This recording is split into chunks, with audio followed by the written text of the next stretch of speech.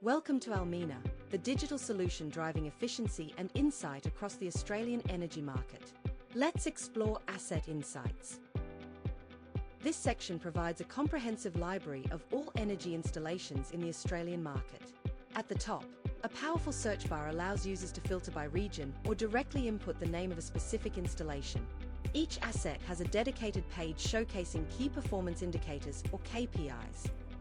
For each installation, users can analyze data like total energy bought and sold, the energy delta, the difference between energy purchased and sold, revenue per megawatt hour, and more.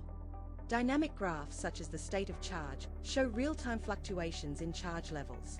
Users can customize these graphs by selecting specific timeframes, whether it's a day, a week, or a longer period.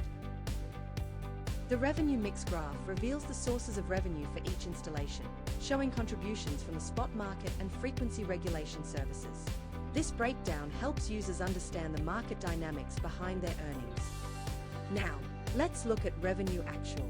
This graph tracks revenue alongside any losses incurred by the installation.